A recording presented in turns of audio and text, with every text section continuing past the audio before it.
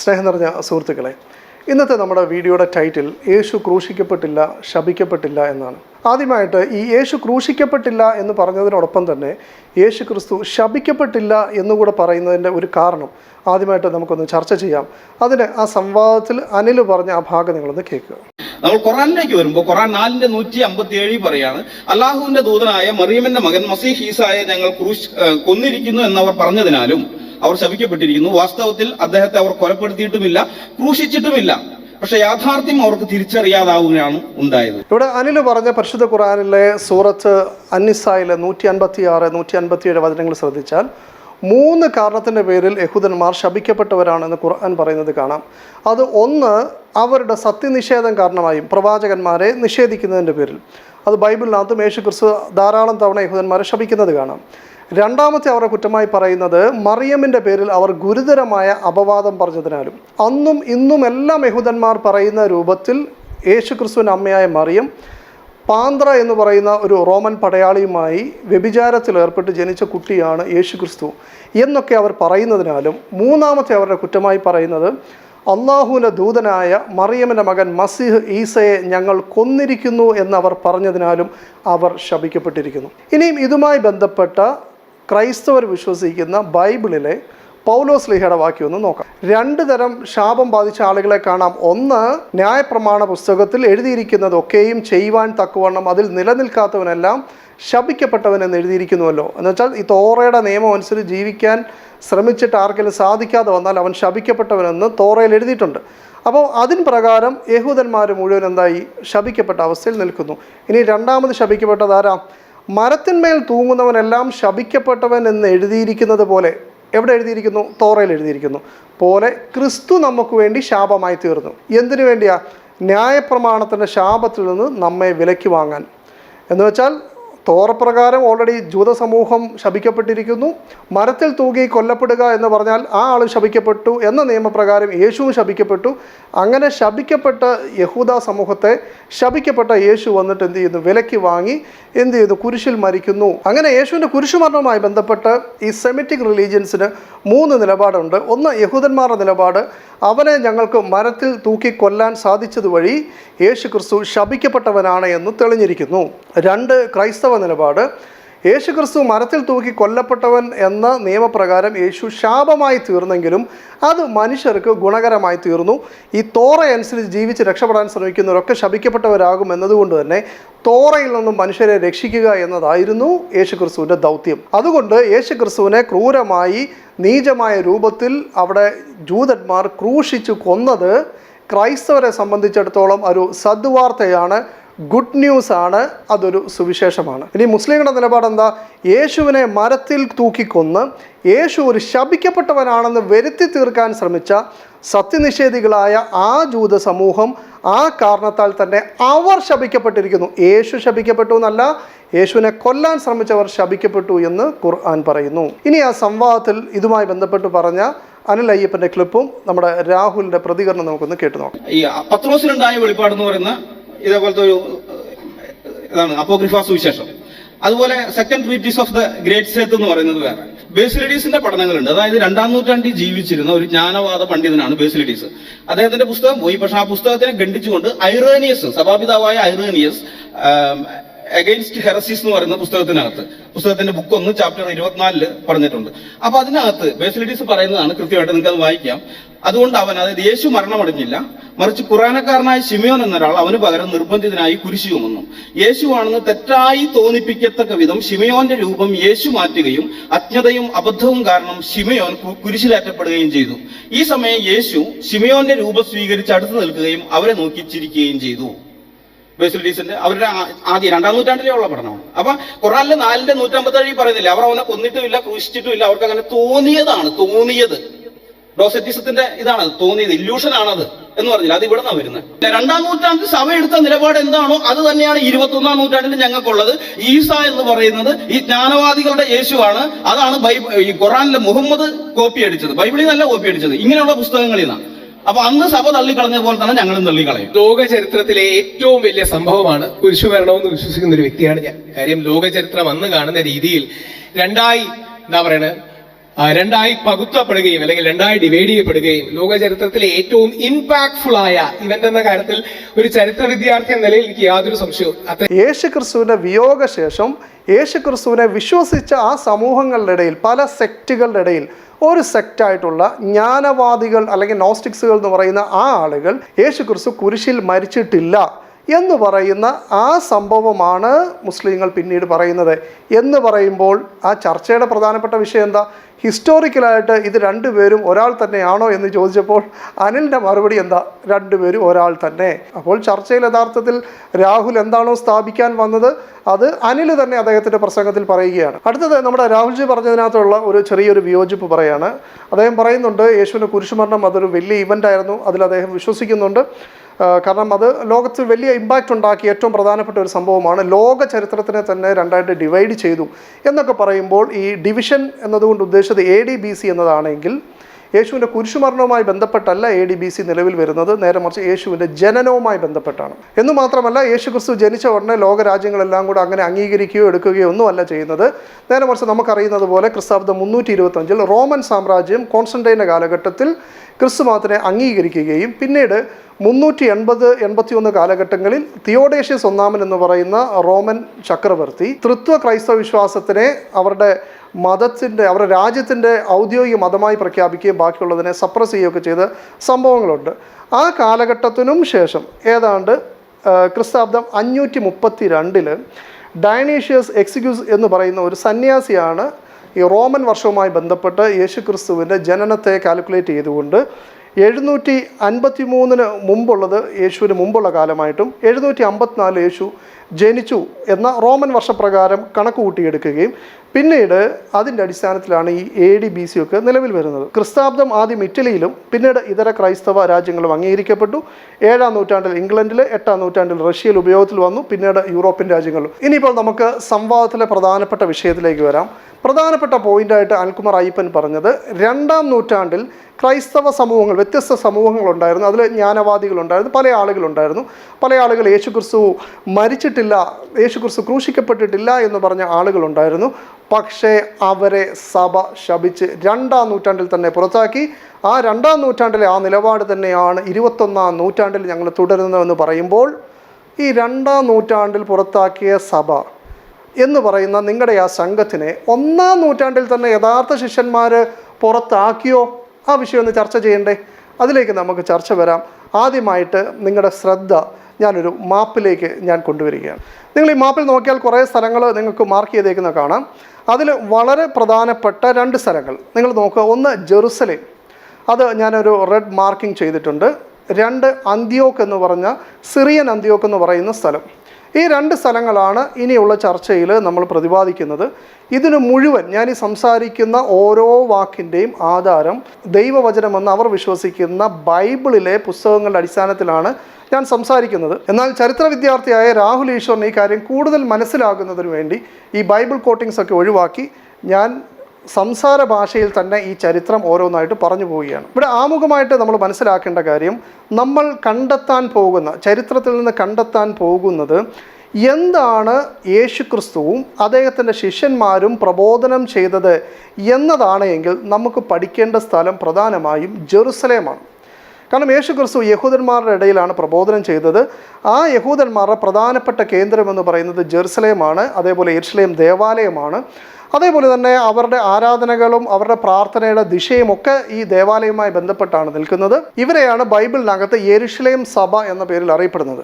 2 ഈ അന്ത്യോക്യയാണ്. ഈ അന്ത്യോക്യയുടെ പ്രത്യേകത എന്ന് വെച്ച് കഴിഞ്ഞാൽ അവിടെ ഉണ്ടായിരുന്ന ആളുകൾ യഹൂദന്മാരായിട്ടുള്ള ആളുകളല്ല, തോറ അനുസരിക്കുന്നവരല്ല, നിയമങ്ങളുള്ള ആളുകളല്ല. ഇന്നത്തെ ക്രൈസ്തവരെ പോലെ തന്നെ തോറ മാറ്റപ്പെട്ടു പോയി, യേശുക്രിസ്തുവിൻ്റെ കുരിശുമരണത്തോടുകൂടി തോറ നീങ്ങിപ്പോയി എന്ന് വിശ്വസിച്ച് നിയമം അനുസരിക്കാതെ പൗലോസിൻ്റെ നേതൃത്വത്തിൽ മുന്നോട്ട് പോയ സഭയാണ്. അതിൻ്റെ പ്രധാന കേന്ദ്രമെന്ന് പറയുന്നത് ഈ സിറിയൻ അന്ത്യോക്യയാണ്. ഈ കഥയാണ് നമ്മൾ പറയാൻ വേണ്ടി പോകുന്നത്. അതിനുശേഷം ശ്രോതാക്കളായ നിങ്ങൾ തീരുമാനിക്കുക, ഇന്ന് കാണുന്ന ക്രൈസ്തവർ ഈ ജെറുസലേമിൻ്റെ പിന്മുറക്കാരാണോ അതല്ല അന്ത്യോക്യയുടെ പിന്മുറക്കാരാണോ? ഇനി അതുമല്ല, ഈ ജെറുസലേം അത് പിന്നെ അന്ത്യോക്യയും കൂടെ കൂട്ടിപ്പിടിച്ച് ഈ രണ്ടാളുകളും ഒന്ന് തന്നെയാണോ പറഞ്ഞത് എന്നും നിങ്ങൾക്ക് ഈ ചരിത്ര വിവരണത്തിന് ശേഷം നിങ്ങൾ പരിശോധിക്കുക. ഒന്ന്, ആദ്യം ഞാൻ ജെറുസലേം എന്ന് പറയുന്ന ഈ സഭയെക്കുറിച്ച് പറയുകയാണ്. യേശുവോ അദ്ദേഹത്തിന് ശേഷം ശിഷ്യന്മാരോ ജീവിച്ചിരുന്ന കാലത്ത് അവർ ക്രൈസ്തവ മതക്കാരായിരുന്നില്ല. എന്ന് വെച്ചാൽ യേശു ക്രിസ്തു വരുന്നു, ഒരു ക്രിസ്തു മതം സ്ഥാപിക്കുന്നു, യഹൂദന്മാരായിട്ടുള്ള ആളുകളെയൊക്കെ ക്രിസ്തു മതത്തിലേക്ക് ക്ഷണിക്കുന്നു. അവരങ്ങനെ യഹൂദ മതം വിട്ട് ക്രിസ്തു മതത്തിൻ്റെ ഭാഗമായിട്ട് ക്രൈസ്തവ പള്ളിയിൽ പോയി ഇന്ന് കാണുന്ന രൂപത്തിൽ ഏതെങ്കിലും പുതിയ നിയമം വായിക്കുകയോ വേറെ കാര്യങ്ങളോ ഒന്നും അവർ ചെയ്തിരുന്നില്ല. നേരെ മറിച്ച് യേശുവും ശിഷ്യന്മാരും, യേശുവിൻ്റെ ജീവിതകാലം ക്രിസ്താബ്ദം 30 വരെയാണെന്ന് പറയുന്നു. അതേപോലെ തന്നെ ശിഷ്യന്മാരുടെ കാലഘട്ടം കൂടെ പറയുമ്പോൾ ഒരു 35 വർഷം കൂടെ എക്സ്ട്രാ, എന്ന് വെച്ചാൽ ഏതാണ്ട് ഒരു ക്രിസ്താബ്ദം 65 വരെയുള്ള കാലം നമുക്കിന്ന് ബൈബിളിനകത്തുള്ള വിവരണങ്ങൾ തന്നെ ലഭിക്കുമ്പോൾ അവർ യഹൂദ മതത്തിൻ്റെ ഭാഗമായിട്ട് അവർ യഹൂദ ദേവാലയത്തിൽ പോയി അവിടെ നടക്കുന്ന നിരന്തരമായ ആരാധനാകർമ്മങ്ങൾ പങ്കെടുക്കുന്നവരായിരുന്നു. അവർ തോറ അനുസരിക്കുന്നവരായിരുന്നു, ശബത്ത് ആചരിക്കുന്നവരായിരുന്നു, അവരുടെ മക്കളെ സർക്കംസൈസ് ചെയ്യുന്നവരായിരുന്നു, അഥവാ ചേലാകർമ്മം സുന്നത്ത് ചെയ്യുന്നവരായിരുന്നു. ധാരാളം യാഗങ്ങൾ, പാപയാഗങ്ങളും ഹോമയാഗങ്ങളും അവിടെ നടക്കുന്ന സകല യാഗങ്ങളും ചെയ്യുന്നവരായിരുന്നു. അതേപോലെ തന്നെ ഇവരെ അഥവാ യേശുവിനെ വിശ്വസിച്ച ആ യഹൂദന്മാരെ മുഴുവൻ യഹൂദ ജനത്തിനും വലിയ സ്നേഹമായിരുന്നു. ഇങ്ങനെ മുന്നോട്ട് പോയ ഒരു സ്വാത്വിക സംഘമാണ് പല 10,000 വരുന്ന ഈ യേശുവിൻ്റെ ശിഷ്യന്മാർ, ഏതാണ്ട് ക്രിസ്താബ്ദം 60-65 വരെ നീണ്ടു നിൽക്കുന്ന ആ സമൂഹം. ഇനി ആ യഹൂദ സമൂഹത്തിലേക്കോ അല്ലെങ്കിൽ യേശുവിൻ്റെ അനുയായികളിലേക്കോ ഈ യഹൂദരല്ലാത്ത മറ്റാരെങ്കിലും വരികയാണെങ്കിൽ അവർ യഹൂദ മതത്തിൻ്റെ നിയമങ്ങൾ അനുസരിക്കാൻ ആരംഭിക്കുകയും അവരെ യഹൂദ മതാനുസാരി എന്നാണ് വിളിക്കുക. അല്ലാതെ അവർ യേശുവിനെ വിശ്വസിച്ചു എന്നാൽ ഞങ്ങൾ നിയമങ്ങളൊന്നും അനുസരിക്കത്തില്ല എന്ന് പറഞ്ഞ് ഇന്നത്തെ ക്രൈസ്തവർ നടക്കുന്ന പോലെ സ്വതന്ത്രമായി നടക്കുകയായിരുന്നില്ല. നേരെ മറിച്ച് അവർ യഹൂദ മതത്തിൻ്റെ നിയമങ്ങൾ അനുസരിച്ച് ജീവിക്കുന്നു എന്നാണ് നമുക്ക് ബൈബിൾ വിവരണങ്ങളിൽ നിന്ന് കിട്ടുക. എന്ന് മാത്രമല്ല, യേശുവിനെ നിഷേധിക്കുന്ന യഹൂദ മതപൗരോഹിത്യ നേതൃത്വം നൽകുന്ന ആരാധനാ കർമ്മങ്ങളെ യേശുവിൻ്റെ ശിഷ്യന്മാർ പിൻപറ്റിയിരുന്നു. എന്ന് വെച്ചാൽ ഇവരുടെ രണ്ടുപേരുടെയും ദൈവവിശ്വാസം ഒന്ന് തന്നെയായിരുന്നു. അങ്ങനെ അവർ പ്രബോധനം ചെയ്യുന്നു, യേശു മശിഹയാണ് എന്നുള്ള പ്രബോധനം നടത്തുന്നു, ക്രിസ്തുവാണെന്നുള്ള പ്രബോധനം നടത്തുന്നു. അങ്ങനെ ധാരാളം ആളുകൾ യഹൂദന്മാർ ഇവരെ വിശ്വസിക്കുന്നു. ആദ്യത്തെ പത്രോസിൻ്റെ പ്രസംഗത്തിൽ തന്നെ 3000 പേര് വിശ്വസിക്കുന്നു, അടുത്ത പ്രസംഗത്തിൽ 5000 പേരാകുന്നു. അങ്ങനെ വലിയ ഒരു സംഘമായി യെരുശലേം കേന്ദ്രീകരിച്ച് യേശുവിൻ്റെ ശിഷ്യന്മാർ കൂട്ടായ്മ നടത്തുകയും യഹൂദ പള്ളിയിൽ ആരാധനയ്ക്ക് പോവുകയൊക്കെ ചെയ്യുന്ന ആ സമയത്ത് അവരുടെ നേതൃത്വം അംഗീകരിക്കാത്ത വേറൊരു സുവിശേഷ സംഘവും അവിടെ എങ്ങും ഉണ്ടായിരുന്നില്ല.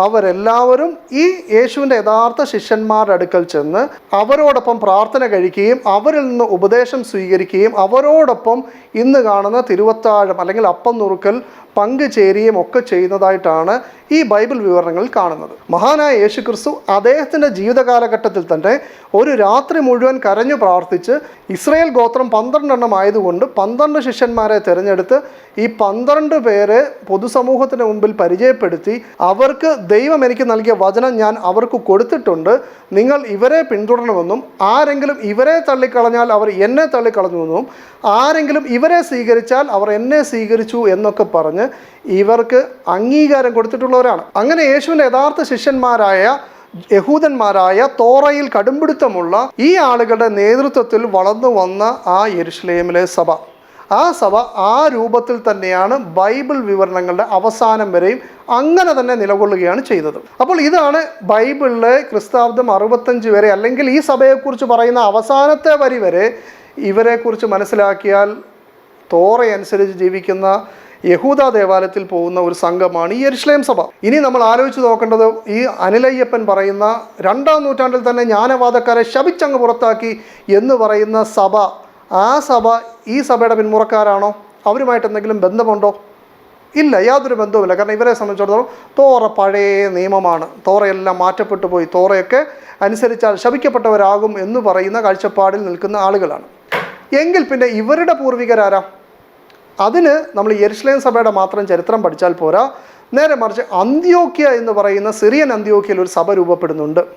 അത് ഏത് കാലത്ത് രൂപപ്പെട്ടു, എങ്ങനെ വളർന്നു, എന്തൊക്കെ പ്രശ്നങ്ങൾ അവിടെ ഉണ്ടായി, അതിൻ്റെ ക്ലൈമാക്സ് എന്തായിരുന്നു എന്നുകൂടി ഞാൻ പറയുമ്പോൾ നിങ്ങൾക്ക് കഥ വ്യക്തമാവും. നമ്മൾ ആ മാപ്പിലേക്ക് നോക്കുക, സിറിയൻ അന്ത്യോക്യ എന്ന് പറയുന്ന ആ സ്ഥലം. അതിനെക്കുറിച്ച് പറഞ്ഞാൽ ഇങ്ങനെയാണ്: യേശുവിൻ്റെ വിയോഗശേഷം ഏതാണ്ട് 14 വർഷം കഴിഞ്ഞപ്പോൾ ആണ് ഈ അന്ത്യോക്യയിലൊരു സഭ രൂപപ്പെടുന്നത്. ഇനി അതിൻ്റെ പശ്ചാത്തലം പറയാം. 14 വർഷം കഴിഞ്ഞപ്പോൾ ഉണ്ടാകാനുള്ള പശ്ചാത്തലം. യേശുവിൻ്റെ ശിഷ്യന്മാർ യെരുശലേമിൽ മാത്രമല്ല ഈ പ്രബോധനം നടത്തുന്നത്. നേരെ മറിച്ച് അന്ന് ഈ ഇസ്രയേലിയർ അല്ലെങ്കിൽ യഹൂദരുള്ളത് ലോകത്തിൻ്റെ വിവിധ ഭാഗങ്ങളാണ്. അപ്പോൾ അവിടേക്കൊക്കെ ഇവരുടെ അടുക്കൽ ചെന്നിട്ട് യേശു എന്ന് പറയുന്നത് നമ്മുടെ മിശിഹായിട്ട് വന്നിട്ടുണ്ട് എന്ന സദ്വാർത്ത അറിയിക്കേണ്ടതുണ്ട്. അങ്ങനെ യേശുവിൻ്റെ ശിഷ്യന്മാർ ഈ പറയപ്പെടുന്ന വേറെ നാടുകളിലേക്ക് പോകുന്ന വഴി അവർ ഈ ഗ്രീക്കുകാരായിട്ടുള്ള യഹൂദന്മാർ താമസിക്കുന്ന നാടുകളിൽ ചെന്നു. ആ നാടെന്ന് പറയുന്നത് നമ്മുടെ ഈ മാപ്പിൽ നോക്കിക്കഴിഞ്ഞാൽ കാണുന്ന അന്ത്യോക്യ, സൈപ്രസ്, ടാർസസ്, ഗലാത്യ, കൊലോസ്യ തുടങ്ങിയിട്ടുള്ള ആ നാടുകളാണ്. ആ നാടുകളിലേക്ക് അവരവിടെ പോയി യഹൂദന്മാരെ കണ്ടിങ്ങനെ സുവിശേഷമൊക്കെ പറയുന്ന സമയത്ത് അവിടെ യഹൂദരല്ലാത്ത അഥവാ ജന്മനാ യഹൂദന്മാരല്ലാത്ത തദ്ദേശീയരായിട്ടുള്ള വിഗ്രഹാരാധനയൊക്കെ ചെയ്ത് ജീവിക്കുന്ന അന്നത്തെ അവിടുത്തെ ആളുകൾ ഇവരെ കേൾക്കാനും ഇവർ പറയുന്നതിനൊക്കെ ഇവരുടെ കൂടെ കൂടാനുമൊക്കെ കുറേ ആളുകൾ ശ്രമിച്ചു. അപ്പോൾ സ്വാഭാവികമായിട്ടും ഇവരുടെ ഒരു നല്ല സ്വഭാവം കണ്ടപ്പോൾ ഈ പോയ സംഘം ജെറുസലേമിലുള്ള ഇവരുടെ യേശുവിൻ്റെ യഥാർത്ഥ ശിഷ്യന്മാരോട് പറഞ്ഞു, നിലവിൽ താണ്ട് ഇങ്ങനെയൊക്കെ ഒരു കാര്യങ്ങളുണ്ട്, അതുകൊണ്ട് എന്താ ചെയ്യേണ്ടതെന്ന് ചോദിച്ചപ്പോൾ അവിടേക്ക് ഗ്രീക്ക് ഭാഷ സംസാരിക്കുന്ന ഇവരുടെ ഇടയിലുള്ള ബർണബാസ് എന്ന് പറയുന്ന ഒരാളിനെ ഇവർ ഈ അന്ത്യോക്യയിലേക്ക് അയച്ചു. അദ്ദേഹം അവിടെ പ്രവർത്തിക്കുന്ന സമയത്ത് അദ്ദേഹത്തിൻ്റെ ഒരു സഹപ്രവർത്തകനായി അദ്ദേഹം മുമ്പ് പരിചയമുണ്ടായിരുന്ന പൗലോസ് എന്ന് പറയുന്ന ആളിനെ അദ്ദേഹത്തിൻ്റെ ജന്മനാടായിട്ടുള്ള തർസോസ്, നമ്മൾ ആ മാപ്പിൽ നോക്കിയാൽ കാണാം, തർസോസിൽ നിന്നും ഈ അന്ത്യോക്യയിലേക്ക് കൂട്ടിക്കൊണ്ടുവന്നു. അപ്പോൾ ആരാണ് ഈ പൗലോസ്? ഇതിന് മുമ്പ് ഇദ്ദേഹത്തിനുണ്ടായിരുന്ന റോൾ എന്താ എന്നതുകൂടി പറയാം. ഈ പൗലോസ് എന്ന് പറയുന്നത് യേശു മശിഹയാണെന്ന് അംഗീകരിക്കാത്ത യഹൂദന്മാരുടെ ഇടയിൽ അന്നത്തെ വലിയൊരു പണ്ഡിതനായ ഗമാലിയലിൻ്റെ കീഴിലിരുന്ന് പഠിച്ച ഒരു പണ്ഡിതനാണ് ഈ പൗലോസ് എന്ന് പറഞ്ഞ വ്യക്തി. അദ്ദേഹം ആദ്യകാലത്ത് യേശുവിൻ്റെ ശിഷ്യന്മാരെ പീഡിപ്പിക്കുകയും ആദ്യത്തെ ക്രൈസ്തവ സമൂഹത്തിലെ രക്തസാക്ഷിയായ സ്റ്റീഫൻ അല്ലെങ്കിൽ സ്തേഫാനോസ് എന്ന് പറയുന്ന വ്യക്തിയെ കൊല്ലുന്നതിൽ അതിന് അംഗീകാരമൊക്കെ കൊടുത്ത് കൂടെ നിന്ന ഒരു വ്യക്തിയാണ്. എന്നാൽ പിന്നീട് അദ്ദേഹം പറഞ്ഞു, എനിക്കൊരു ദർശനമൊക്കെ കണ്ടു എന്ന് പറഞ്ഞ് അദ്ദേഹം ജെറുസലേമിലുള്ള ശിഷ്യന്മാരുടെ അടുക്കൽ വന്ന് അവരുടെ കൂടെ കൂടാൻ ശ്രമിച്ചെങ്കിലും പൗലോസിനെ കുറിച്ചിട്ടുള്ള ഒരു പ്രൊഫൈൽ, അദ്ദേഹത്തിൻ്റെ പഴയൊരു ഹിസ്റ്ററി, അദ്ദേഹം ഈ യേശുവിൻ്റെ ശിഷ്യന്മാരെ ഉപദ്രവിക്കുക എന്നതായതുകൊണ്ട് ശിഷ്യന്മാർ ഇദ്ദേഹത്തിനെ കൂടെ കൂട്ടാൻ ശ്രമിച്ചില്ല. ആ സമയത്ത് ഇവിടെ ഞാനൊരു ബർണബാസിനെ പറഞ്ഞല്ലോ, ഈ അന്ത്യോക്യയിലേക്ക് ശിഷ്യന്മാർ വിട്ട പിന്നീട് പൗലോസിനെ കൂട്ടിക്കൊണ്ടുവന്ന ആ ബർണബാസ്, ആ സമയത്ത് അദ്ദേഹം ജെറുസലേമിലുണ്ട്. അപ്പോൾ ഈ പൗലോസിനെ യേശുവിൻ്റെ യഥാർത്ഥ ശിഷ്യന്മാർ അംഗീകരിക്കുന്നില്ല എന്ന് കണ്ടപ്പോൾ ഇദ്ദേഹം പോയിട്ട് റെക്കമെൻഡ് ചെയ്തു. കാരണം ഇദ്ദേഹവും ഗ്രീക്കുകാരനാണ്, പൗലോസ് ഗ്രീക്കുകാരനാണ്. ആ രീതിയിൽ അദ്ദേഹത്തിനെ റെക്കമെൻഡ് ചെയ്തു.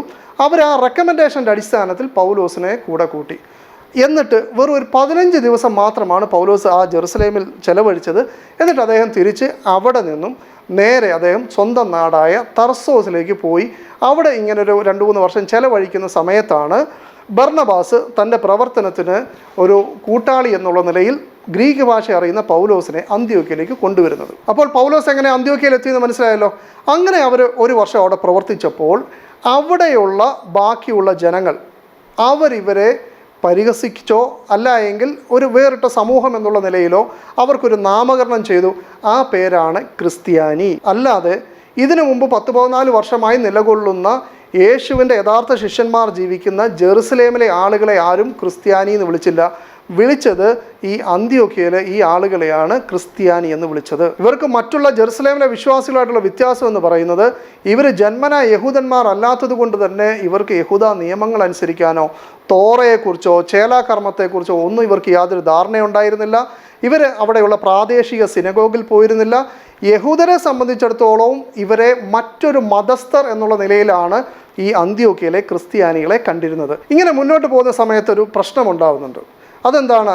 ഈ യെരുശലേമിലെ ഈ നിയമമനുസരിച്ച് ജീവിക്കുന്ന യഥാർത്ഥ ശിഷ്യന്മാരുടെ അനുയായികൾ ഇങ്ങനെ പല നാടുകളിൽ പോകുന്നതിനിടയ്ക്ക് ഈ പൗലോസിൻ്റെയൊക്കെ അന്ത്യോക്യയിൽ വന്നപ്പോൾ അവർ നോക്കിയപ്പോൾ തോറ അനുസരിക്കുന്നില്ല, നിയമമൊന്നുമില്ലാതെ ചേലാകർമ്മം ഒന്നും ചെയ്യാതെ സുന്നത്ത് ചെയ്യാതെ കുറേ ആളുകൾ ഇങ്ങനെ യേശുവിൻ്റെ അനുയായിയാന്നൊക്കെ പറഞ്ഞ് ഇങ്ങനെ ഇരിക്കുന്നത് കണ്ടപ്പോൾ അവർ പറഞ്ഞു ഇങ്ങനൊന്നും പോയാൽ രക്ഷപ്പെടത്തില്ല എന്ന് പറഞ്ഞ് അവരുമായിട്ട് പ്രശ്നമുണ്ടാവുന്നു.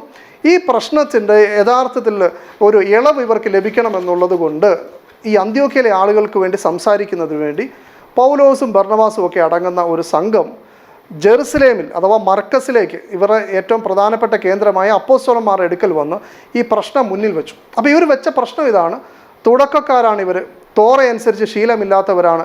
ഇവരുടെ മേളിൽ നിയമം എന്ത് ചെയ്യുന്നു, ഉടനടി ചെയ്യാൻ ഇവരെന്ത് ചെയ്യുന്നു, നിർബന്ധിക്കുന്നു. ആ ചർച്ചകളൊക്കെ ഇവിടെ ഭയങ്കരമായിട്ട് നടന്നു കഴിഞ്ഞപ്പോൾ ഏറ്റവും അവസാനം ശിഷ്യന്മാർ പറഞ്ഞു, നിങ്ങൾ ഇപ്പോൾ തോറയുടെ മുഴുവൻ നിയമങ്ങളും നിങ്ങൾക്ക് തരുന്നില്ല, നേരെ മറിച്ച് തോറയിലെ തന്നെ 4 നിയമങ്ങൾ നിങ്ങൾക്ക് തരാം, അതിപ്പോൾ നിങ്ങൾ അനുസരിക്കണം. പിന്നെ നിങ്ങളുടെ നാടുകളിലൊക്കെ തോറ പ്രസംഗിക്കുന്ന ആളുകളൊക്കെ ഉണ്ടല്ലോ എന്നൊക്കെ പറഞ്ഞ് ഇവരുടെ മേൽ ഉടൻ ഒരു നടപടി സ്വീകരിക്കാതെ ഒരു ഇളവൊക്കെ കൊടുത്ത് ഇവരെ എന്ത് ചെയ്യുന്നു, തിരിച്ചയക്കുന്നു. എന്നാൽ ഇതിനുശേഷം ഉടൻ തന്നെ ഈ യെരുശലേമിലെ സഭ ഈ വിഷയങ്ങളുടെ നിജസ്ഥിതി, കാരണം ഇപ്പോൾ കിട്ടിയ റിപ്പോർട്ട് ഇവരൊക്കെ വന്നു പറഞ്ഞതിൻ്റെ അറിവിലാണ്, നേരിട്ട് ഈ പറഞ്ഞ യേശുവിൻ്റെ ശിഷ്യന്മാർ ഈ സ്ഥലം സന്ദർശിക്കുകയോ വിലയിരുത്തുകയോ ചെയ്തിട്ടില്ല.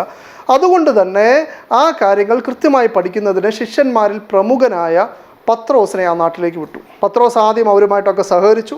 പിന്നീട് അദ്ദേഹം തിരിച്ചറിഞ്ഞു, ഈ യെരുശലേമിൽ വന്ന് പൗലോസ് വന്ന് പറഞ്ഞതുപോലെ തുടക്കക്കാരായിട്ടുള്ള ഇവർക്ക് ചില ഇളവുകൾ വേണം എന്നല്ല ഇദ്ദേഹം ഇവിടെ പഠിപ്പിക്കുന്നത്.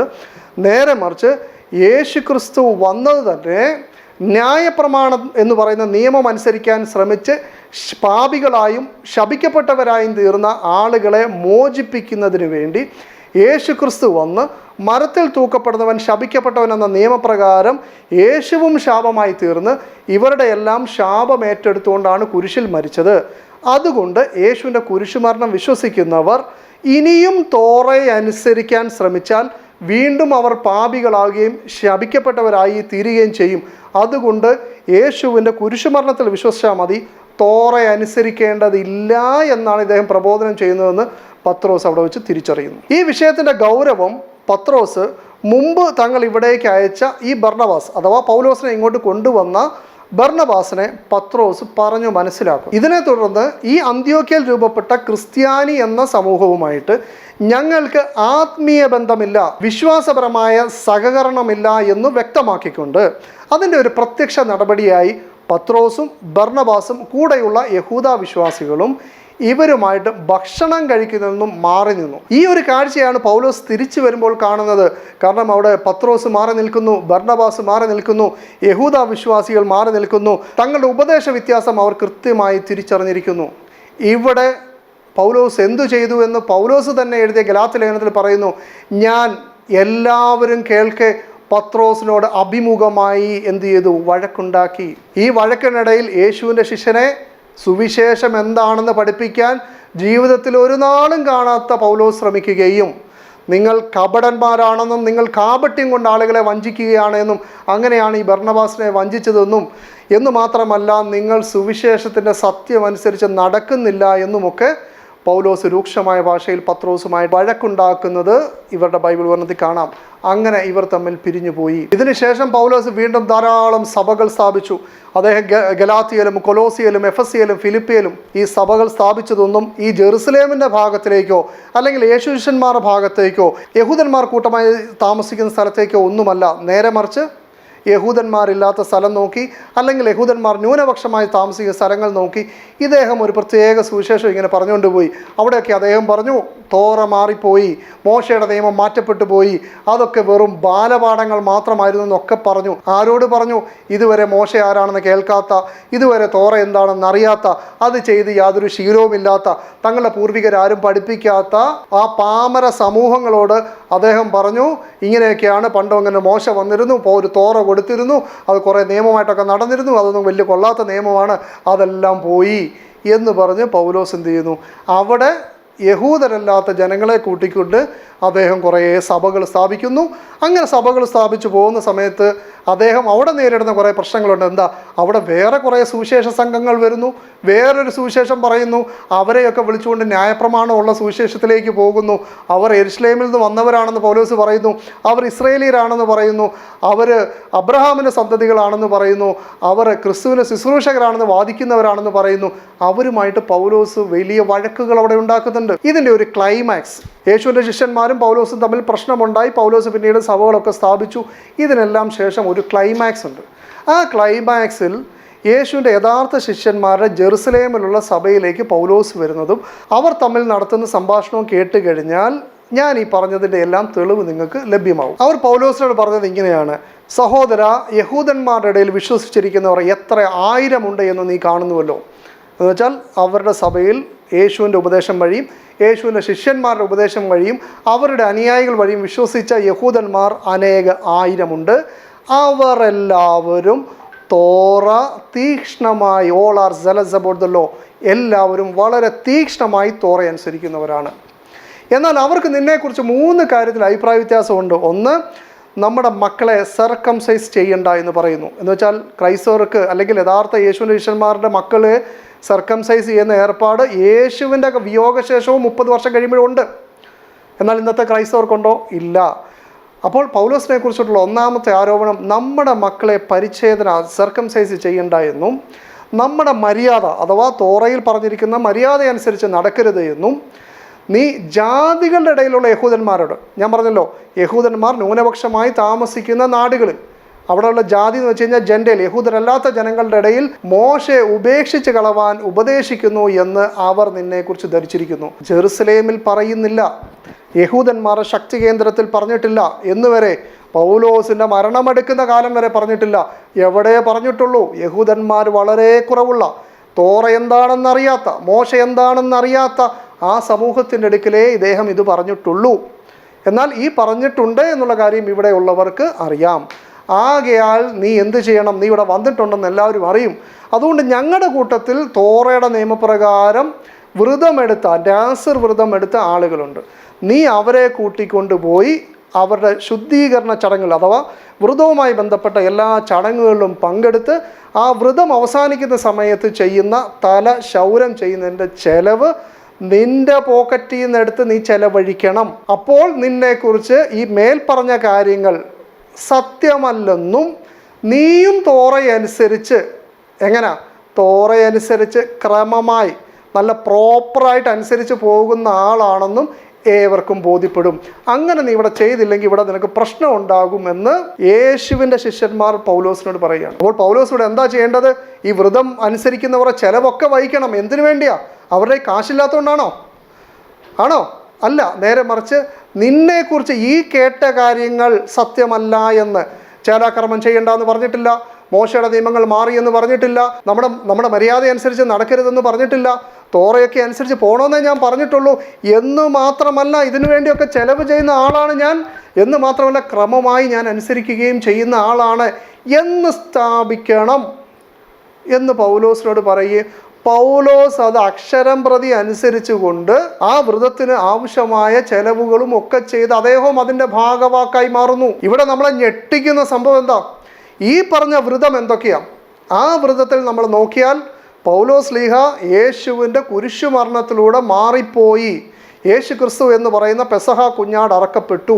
അതുകൊണ്ട് ഈ യേശുവിൻ്റെ കുരിശുമരണത്തിലൂടെ ഈ പാപത്തിന് പരിഹാരമായുള്ള യാഗങ്ങളെല്ലാം നീങ്ങിപ്പോയി. ഇനി ഈ മൃഗബലികൾക്കൊന്നും യാതൊരു പ്രസക്തിയും ഇല്ല എന്ന് പറയുമ്പോൾ പൗലോസിൻ്റെ പോക്കറ്റിൽ നിന്ന് ക്യാഷ് എടുത്ത് ചെയ്ത ആ വ്രതത്തിൻ്റെ അവസാനം നമ്മൾ നോക്കിയാൽ അവിടെ പാപയാഗമുണ്ട്, ഹോമയാഗമുണ്ട്, സമാധാനയാഗമുണ്ട്, പാനീയയാഗമുണ്ട്, ഭോജനയാഗമുണ്ട് എന്ന് തുടങ്ങിയ സകല യാഗങ്ങളും, പ്രാവിനെ അറക്കുന്നതും ആടിനെ അറക്കുന്നതും സകല ബലിയും, പാപയാഗം, ഹോമയാഗം അടക്കം സകലതുമാണ് പൗലോസിൻ്റെ ചെലവിൽ ചെയ്യിപ്പിച്ചത്. ഇതെന്തിനു വേണ്ടി ചെയ്യിപ്പിച്ചു? നിന്നെക്കുറിച്ച് ഈ കേട്ടത് സത്യമല്ലെന്ന് തെളിയിക്കാൻ. വാസ്തവത്തിൽ പൗലോസ് ഇത് പറഞ്ഞിട്ടുണ്ടോ? പൗലോസിനെ കുറിച്ച് ഒരു തെറ്റിദ്ധാരണ ഉണ്ടായി നീക്കാനാണോ പറഞ്ഞത്? അല്ല, നേരെ മറിച്ച് പൗലോസ് എഴുതിയ ലേഖനങ്ങളിൽ ഇന്നും ക്രൈസ്തവർ ബൈബിളായി വിശ്വസിച്ച് പൗലോസിലൂടെ ദൈവം സംസാരിച്ചു എന്ന് പറയുന്ന അവർ വിശ്വസിക്കുന്ന ആ പുസ്തകത്തിൽ തന്നെ ന്യായപ്രമാണം എന്ന് പറയുന്നത് യേശുവിൻ്റെ കുരിശുമരണം വരെ മാത്രമായിരുന്നു.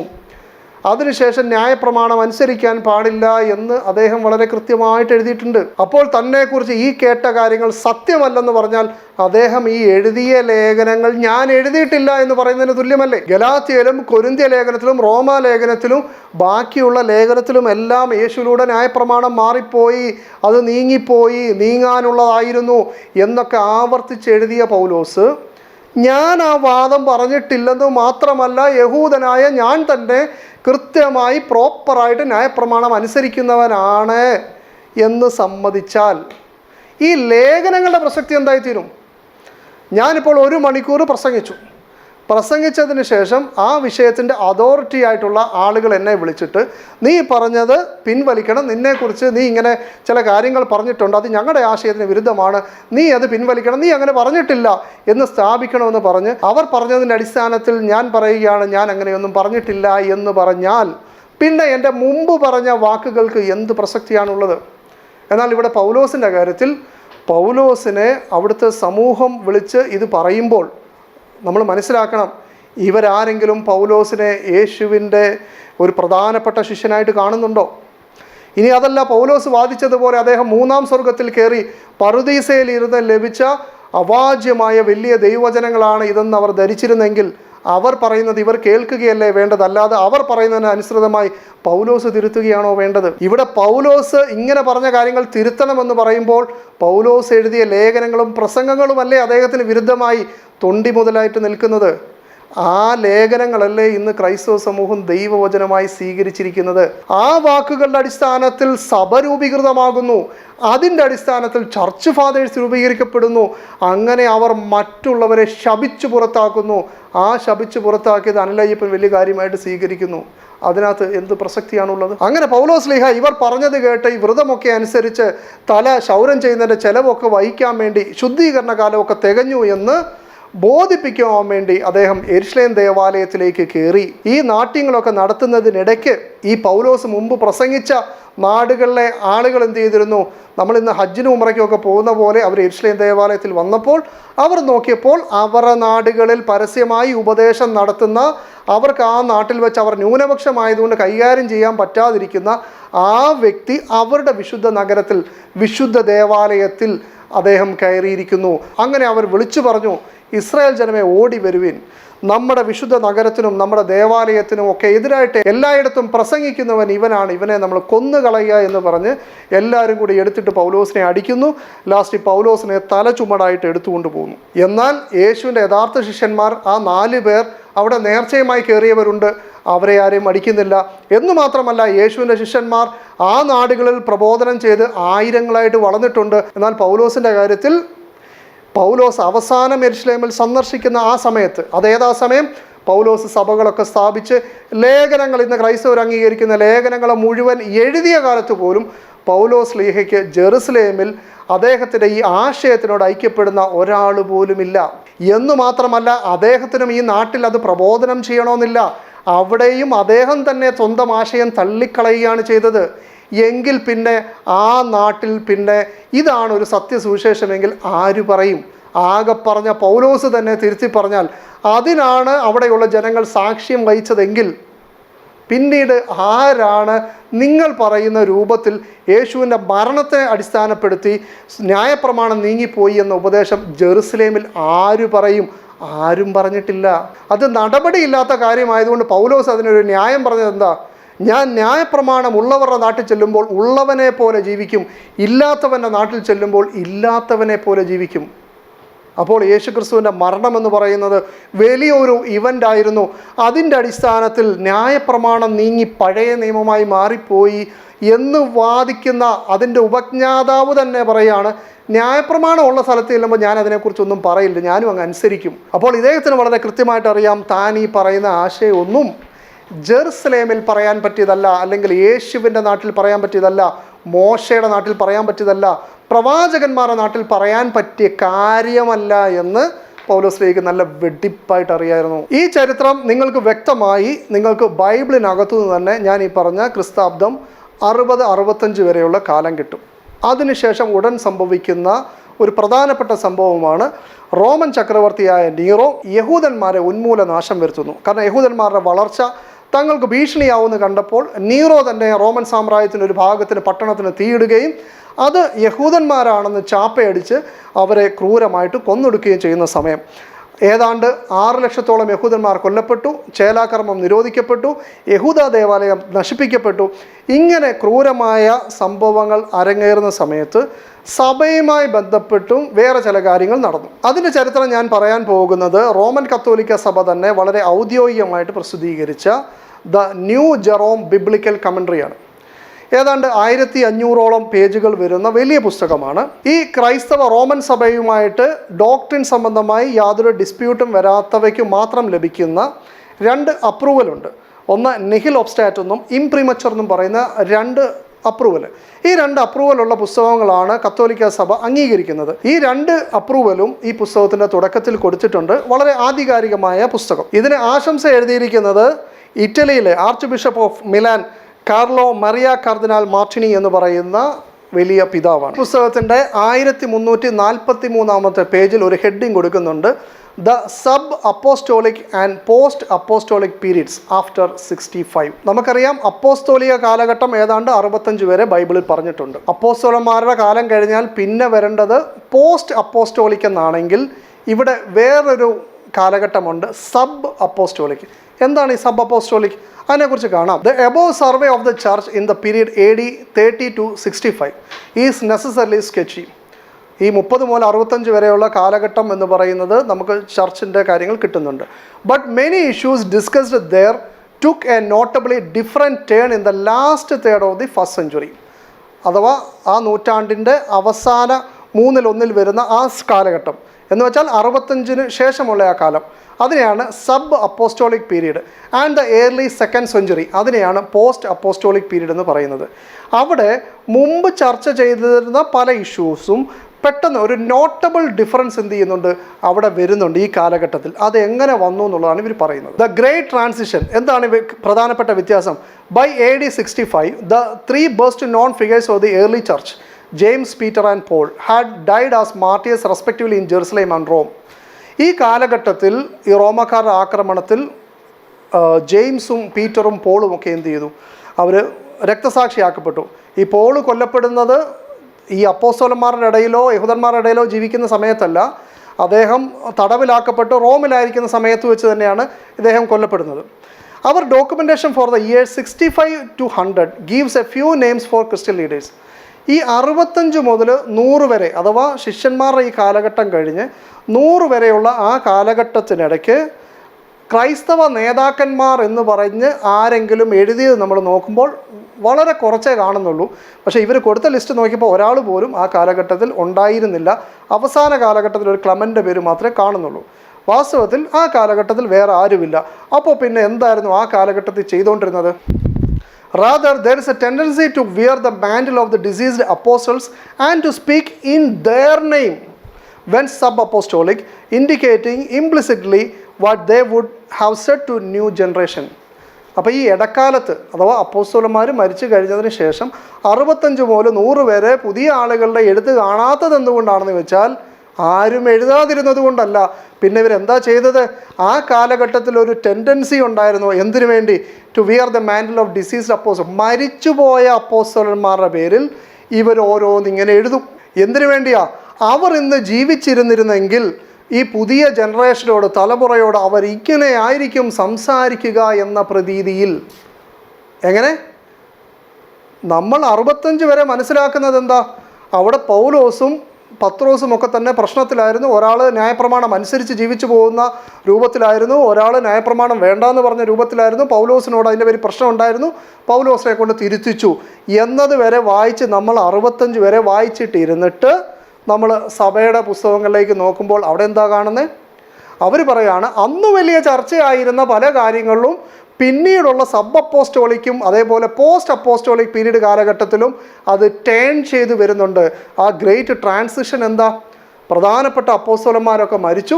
അതിനുശേഷമുള്ള കാലഘട്ടത്തിൽ പുതിയ നേതാക്കന്മാരുടെ പേരിലുള്ള എഴുത്തുകളൊന്നും കാണുന്നില്ല. അതിന് പകരമുണ്ടായിരുന്നത് എന്താണ്? മരിച്ചുപോയ ശിഷ്യന്മാരുടെ പേരിൽ, അപ്പോസ്തലന്മാരുടെ പേരിൽ, അല്ലെങ്കിൽ പത്രോസിൻ്റെ പേരിൽ ഒക്കെ ഇവരെന്ത് ചെയ്യും? ഇവരുടേതായ ലേഖനം എഴുതും. ആരെഴുതും? സഭ എഴുതും. നമ്മുടെ അല്ലയ്യപ്പൻ പറഞ്ഞ സഭ. ആ സഭ ഇരുന്ന് അപ്പോസ്തലന്മാരുടെ പേരിൽ എന്ത് ചെയ്യും? പുസ്തകം എഴുതും. എന്തിനു വേണ്ടിയാ?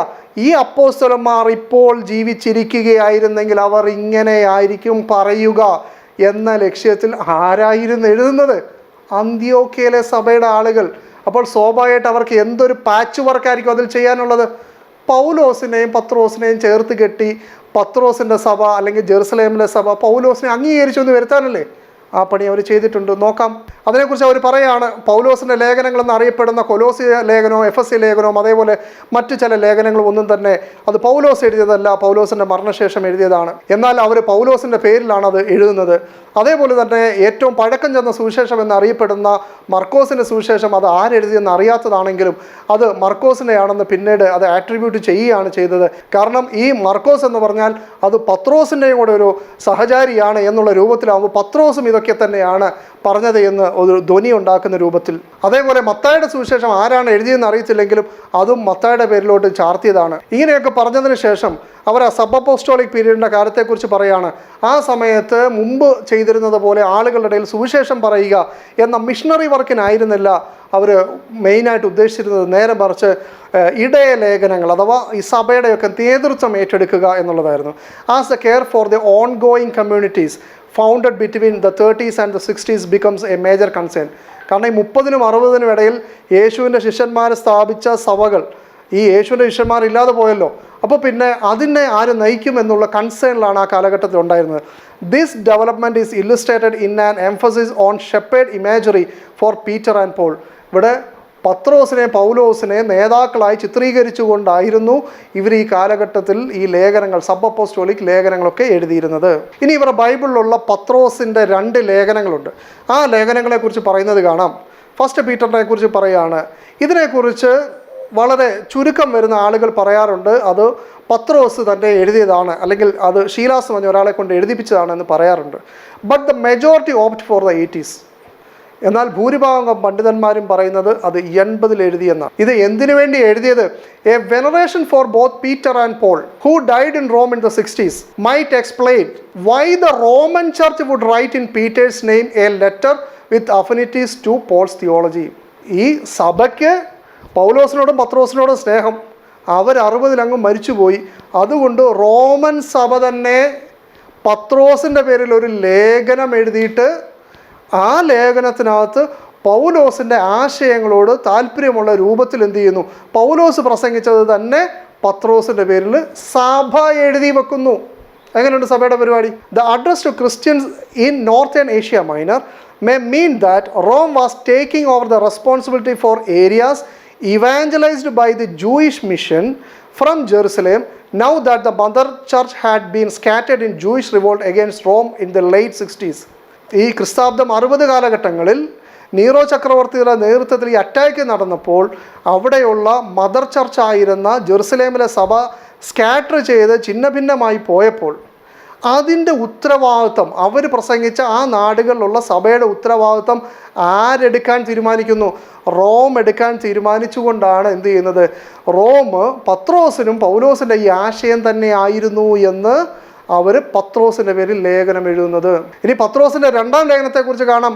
ആ ലേഖനത്തിനകത്ത് പ്രത്യേകം എഴുതുന്നുണ്ട് പൗലോസിൻ്റെ ലേഖനങ്ങൾ തിരുവെഴുത്ത് പോലെയാണ് എന്നൊക്കെ പത്രോസ് പറഞ്ഞതായിട്ട് എന്ത് ചെയ്യാണ് എഴുതിയിട്ടുണ്ട്. അതിനെക്കുറിച്ചിട്ടും ഈ ന്യൂ ജെറോം ബിബ്ലിക്കൽ കമൻട്രിയിൽ പറയുകയാണ്, the use of abstract theological language and reference to all Paul's letters in 2 Peter 3:16 have led most scholars to think that this work may have been written relatively late and well after Peter's life. A date between 100 and 150 is commonly proposed. ഈ ലേഖനത്തിനകത്ത് നേരിട്ട് പൗലോസിൻ്റെ ലേഖനങ്ങൾ തിരുവെഴുത്തുകളാണെന്നൊക്കെ പറഞ്ഞ് എഴുതിയേക്കുന്ന ആ ഭാഗം കണ്ടു കഴിഞ്ഞാൽ അത് ബഹുഭൂരിഭാഗം പണ്ഡിതന്മാരും പറയുന്നത് അത് പിൽക്കാലത്ത് എഴുതിയതാണ്. അതുകൊണ്ടാണ് ഇവരുടെ ഓരോ കാലഘട്ടത്തിലെയും ബിഷപ്പുമാർ അവർ അംഗീകരിക്കുന്ന പുസ്തകങ്ങളെക്കുറിച്ച് ഇങ്ങനെ എടുക്കുമ്പോൾ ഈ 2 പത്രോസ് എന്ന് പറയുന്ന ലേഖനം ഏറ്റവും അധികം തള്ളപ്പെട്ടതും ഏറ്റവും ലാസ്റ്റിൽ സ്വീകരിക്കപ്പെട്ടതുമായ പുസ്തകവുമാണ് 2 പീറ്റർ. അതും ഈ പറഞ്ഞ ന്യൂ ജെറോം ബിബ്ലിക്കൽ കമൻട്രിയിൽ പറയുന്നുണ്ട്. അത് പത്രോസ് തന്നെ എഴുതിയതാണെന്ന് 100% ഉറപ്പുണ്ടെങ്കിൽ തള്ളേണ്ട കാര്യമുണ്ടോ? നേരെ മറിച്ച് പത്രോസ് എഴുതിയതാണെന്ന് ഉറപ്പില്ല, സഭ എഴുതിയതാണോ എന്ന് വിശ്വാസികളുടെ ഇടയിൽ തന്നെ സംശയവും അതിൻ്റെ പേരിൽ ഡിസ്പ്യൂട്ടും ഉള്ളതുകൊണ്ടാണ് പല ക്യാനോണിലും അത് തള്ളപ്പെട്ടു പോയത്. ഇനി ന്യൂ ജെറോം ബിബ്ലിക്കൽ കമൻട്രിയിലെ 1344 പേജിൽ മുമ്പ് ക്രൈസ്തവരുടെ ഇടയിൽ ഉണ്ടായിരുന്ന ഒരു പുസ്തകത്തെക്കുറിച്ച് പറയാണ്. സ്യൂഡോ ക്ലെമൻറ്റൈൻ എന്ന് പറയുന്ന പുസ്തകം. The best evidence for an ongoing Christianity loyal to the institution of Judaism is found in the pseudo Clementine, a 4th century work with 2nd century sources. 4-ാം നൂറ്റാണ്ടിൽ എഴുതപ്പെട്ടത്. അതിൻ്റെ ആധാരം എന്ന് പറയുന്നത് 2-ാം നൂറ്റാണ്ടിലെ സോഴ്സുകളാണ്. അത് നമ്മൾ വായിച്ചു കഴിഞ്ഞാൽ ആ ചരിത്രത്തിൽ നമുക്ക് മനസ്സിലാക്കാൻ സാധിക്കും അവിടെ ഒരു ഓൺ ഗോയിങ് ക്രിസ്ത്യൻ കമ്മ്യൂണിറ്റി ഉണ്ട്, അവിടെ നിലനിൽക്കുന്ന ഒരു ക്രിസ്ത്യൻ കമ്മ്യൂണിറ്റി ഉണ്ട്. അവർക്ക് യഹൂദ കർമ്മങ്ങളോടാണ് അല്ലെങ്കിൽ തോറയനുസരിച്ച് ജീവിക്കുന്ന ആളുകളാണ്. ഇനി അവരുടെ പ്രത്യേകത എന്താ? അവർ പറഞ്ഞത് The 2nd century element reflects the Christianity of those who claim that their belief in Jesus as the prophet. അവർ വിശ്വസിച്ചിരുന്നത് യേശു ഒരു പ്രവാചകനാണ്, ഹും മോസസ് പ്രഡിക്റ്റഡ്. മോശ പറഞ്ഞ ആ പ്രവാചകൻ യേശുവാണ്. And as the eternal messiah, യേശുവിനെ എന്നേക്കുമുള്ള മിഷിഹയായിട്ട് കാണുന്നു. Is the only difference between us who believe in Jesus over against the Jews who do not believe. യേശുവിനെ നിഷേധിക്കുന്ന യഹൂദന്മാരും ഞങ്ങളെന്ന് പറയുന്ന വിശ്വസിക്കുന്നവരായിട്ടുള്ള യഹൂദന്മാരും തമ്മിൽ ഞങ്ങൾക്ക് ഏക വ്യത്യാസം എന്ന് പറയുന്നത് യേശു ക്രിസ്തു ദൈവത്തിൻ്റെ പ്രവാചകനും മിശിഹയാണെന്നുള്ളത് മാത്രമാണ്. മറ്റുള്ള യഹൂദന്മാരെ നിഷേധിക്കുന്നു എന്നല്ലാതെ ബാക്കിയുള്ള ക്രൈസ്തവർ കൊണ്ട് നടക്കുന്ന പോലെ നിയമം അനുസരിക്കാതെ നടക്കുന്ന ആളുകളല്ല അവർ എന്നാണ് അവർ ക്ലെയിം ചെയ്തത്. അതിൻ്റെ തുടർച്ചയിൽ കാണാം, for them Paul was an enemy. അവർ പൗലോസിനെ ഒരു ശത്രുവായിട്ട് കണ്ടു. Responsible for the failure of the mission to the Jews. യഹൂദന്മാരുടെ ഇടയിൽ നടന്ന പ്രവർത്തനത്തെ ഇല്ലാതാക്കാൻ പണിയെടുത്ത ഒരാളായിട്ടാണ് അവർ പൗലോസിനെ അവർ ശത്രുവായിട്ടാണ് കാണുന്നത്. വേറാസ് അവർ ജെയിംസ്, എന്നാൽ യെരുശലേം സഭയുടെ അധ്യക്ഷൻ എന്നറിയപ്പെട്ട യേശുവിൻ്റെ സഹോദരനായ യാക്കോബിനെ സംബന്ധിച്ച് was ordained by the Lord himself. അദ്ദേഹത്തിനെ നിയമിച്ചത് യേശു തന്നെയാണ്. And was bishop of bishops. അദ്ദേഹം എല്ലാ ബിഷപ്പുകളുടെയും മുകളിലാണ്. Who rules Jerusalem the holy church of the Hebrews and the churches everywhere. അദ്ദേഹമാണ് യഥാർത്ഥത്തിലുള്ള സഭയുടെ അധികാരിയായിട്ടുണ്ടായിരുന്ന യഥാർത്ഥ അധ്യക്ഷൻ അദ്ദേഹമാണ്, ബാക്കിയുള്ളവരല്ല എന്നാണ് അവർ പറഞ്ഞത്. ഈ ചരിത്രം മുന്നിൽ വെച്ചിട്ട് ദ ന്യൂ ജെറോം ബിബ്ലിക്കൽ കമന്ററിയുടെ ആളുകൾ പറയാണ്, when one look at the extreme anti Jewish developments of the Pauline trajectory. ഇങ്ങനെ അയാൾ മുന്നിൽ വെക്കുകയാണ് പൗലോസിൻ്റെ ഈ ജൂതവിരുദ്ധമായിട്ടുള്ള അല്ലെങ്കിൽ തോറയ്ക്ക് വിരുദ്ധമായിട്ടുള്ള എക്സ്ട്രീം നിലപാടും, അതേപോലെ and the extreme anti Pauline elements of the James trajectory, അതുപോലെ യെരുശലേം സഭയുടെ അതിശക്തമായ പൗലോസിന് വിരുദ്ധമായിട്ടുള്ള ആ വഴിയും. It is interesting that Peter is portrayed as a friend to each group. ഇവിടെ വലിയ രസകരമാണ്, ഈ രണ്ടുപേരുടെയും ഇടയിൽ, ഒന്ന് പൗലോസ് വിരുദ്ധമായ ആശയം, ഒന്ന് തോറ വിരുദ്ധമായ ആശയം, ഈ രണ്ടിൻ്റെയും ഇടയിൽ ഈ രണ്ടുപേരുടെയും ഒരു കൂട്ടുകാരൻ എന്നുള്ള നിലയിൽ പത്രോസിനെ എന്ത് ചെയ്തു പോർട്രേ ചെയ്യുന്നു, വരച്ച് കാണിക്കുന്നു. അങ്ങനെ പത്രോസിനെ ഈ രണ്ട് സമൂഹങ്ങളുടെ ഇടയിൽ ഒരു ബ്രിഡ്ജായിട്ട്, അഥവാ പൗലോസിനെയും യെരുശലേം സഭ അംഗീകരിച്ചു. അതിൻ്റെ ഒരു ലക്ഷണമാണ് പത്രോസിന് പൗലോസിനോടുണ്ടായിരുന്ന ഒരു അഫിനിറ്റി എന്ന് ഈ സബ് അപ്പോസ്റ്റോളിക് പീരീഡിൽ സഭ ഇരുന്ന് എഴുതി അങ്ങ് ഉണ്ടാക്കി. അപ്പോൾ ഇങ്ങനെ പലതും യേശുവിൻ്റെ ശിഷ്യന്മാരുടെ പേരിൽ ഇവർ എഴുതിയെങ്കിൽ നമുക്ക് ഇതിനെ ഏതാണ് യഥാർത്ഥത്തിൽ യേശുവിൻ്റെ ശിഷ്യന്മാർ എഴുതിയിട്ടുണ്ടാവുക, എങ്ങനെയാണ് വിശ്വസിക്കുക? അതിനെക്കുറിച്ച് ഈ പുസ്തകത്തിൻ്റെ 1044 പേജിലെ 2 കമൻറ്റ് നിങ്ങളുടെ മുമ്പിൽ കാണിക്കാം. ഒന്ന്, അവർ പറയുന്നത്, by the stricter standards current today it may be legitimately questioned whether a single New Testament work comes directly from any one of the 12. ഇന്നത്തെ കൃത്യമായ മാനദണ്ഡം വെച്ച് നമ്മൾ പരിശോധിച്ചാൽ ഇന്ന് പുതിയ നിയമഭാഗത്ത് കാണുന്ന ഏതെങ്കിലും ഒരു പുസ്തകം യേശുവിൻ്റെ യഥാർത്ഥ ശിഷ്യന്മാർ നേരിട്ട് ചെയ്തു എന്ന് പറയാൻ പറ്റുന്ന ഒന്നുപോലുമില്ല. ഇനി രണ്ടാമത്തെ സ്റ്റേറ്റ്മെൻറ്റ് എന്താ? Seemingly no work emerging directly from the Palestinian community. ആ ജെറുസലേമിലുള്ള യഹൂദ കമ്മ്യൂണിറ്റി ഉണ്ടല്ലോ, ആ ഇസ്രയേലിയരായിട്ടുള്ള ആളുകൾ, അവിടെ നിന്ന് എമർജ് ചെയ്ത ഒരൊറ്റ വർക്ക് പോലുമില്ല. അങ്ങനെയുള്ളതൊന്നും തന്നെ പ്രിസർവ് ചെയ്തിട്ടില്ല. Although some of the sources of the gospels and Acts were probable Palestinian. ഇന്ന് കാണുന്ന ചില പുസ്തകത്തിൻ്റെയൊക്കെ ഒരു അടിസ്ഥാന സ്രോതസ് ചിലപ്പോൾ അവിടെ ആയിരിക്കും, പക്ഷേ അവിടെ നിന്ന് എമർജ് ചെയ്ത ഒരൊറ്റ ഒരെണ്ണം പോലും ഇന്ന് ഇവരുടെ കാണുന്ന പുസ്തകത്തിലില്ല. അപ്പോൾ ഒരാൾ കൃത്യമായിട്ട് ഈ ബൈബിളിനകത്തുള്ള വിവരണങ്ങളിൽ തന്നെ പൗലോസിൻ്റെ ആശയങ്ങളെ ജെറുസലേം സഭ സ്വീകരിച്ചിട്ടില്ല എന്ന് മനസ്സിലാക്കാൻ അയാൾക്ക് സാധിച്ചാൽ, പിന്നീട് ഈ സബ് അപ്പോസ്റ്റോളിക് പീരീഡിൽ സഭ കാണിച്ച ഈ മരിച്ചുപോയ അപ്പോസ്തലന്മാർ ജീവിച്ചിരുന്നിരുന്നെങ്കിൽ ഇങ്ങനെ പറയുമായിരുന്നു എന്ന് സ്ഥാപിക്കാൻ മരിച്ചവരുടെ പേരിൽ ഇവർ തന്നെ എഴുതിയ പുസ്തകങ്ങളെ ഏത് രൂപത്തിൽ വിലയിരുത്തുമെന്നുള്ളത് നിങ്ങൾ തന്നെ ചിന്തിക്കുക. ഇങ്ങനെ യേശുവിൻ്റെ ശിഷ്യന്മാരായ 12 പേര് എഴുതിയെന്ന് ഉറപ്പില്ലാത്തതും അല്ലെങ്കിൽ അവരുടെ കമ്മ്യൂണിറ്റിയിൽ നിന്നും ഇമർജ് ചെയ്തതാണ് എന്ന് ഉറപ്പില്ലാത്തതുമായ പുസ്തകങ്ങൾ കൊണ്ട് നടക്കുന്ന സഭയ്ക്ക് അവർക്ക് 100% ഉറപ്പായ ചില പുസ്തകങ്ങളുണ്ട്. അതേതാ?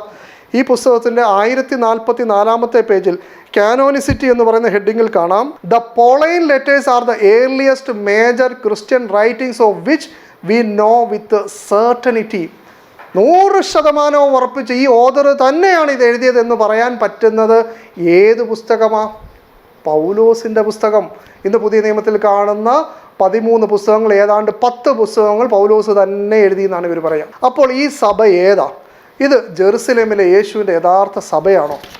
അപ്പോൾ പിന്നെ ഇവർ പറഞ്ഞതിൻ്റെ അടിസ്ഥാനത്തിൽ ഇതാണ് യേശു എന്ന് എങ്ങനെയാണ് വിശ്വസിക്കുക? ഇതിനെക്കുറിച്ച് അല്ല ഇപ്പം പറയുന്നുണ്ട്, യേശുവിൻ്റെ കുരിശുമരണത്തെ സംബന്ധിച്ച് ഞങ്ങളുടെ ഇടയിൽ, ക്രൈസ്തവരുടെ ഇടയിൽ ഒരു അഭിപ്രായ വ്യത്യാസവും ഇല്ല. ഏത് ക്രൈസ്തവരുടെ ഇടയിൽ?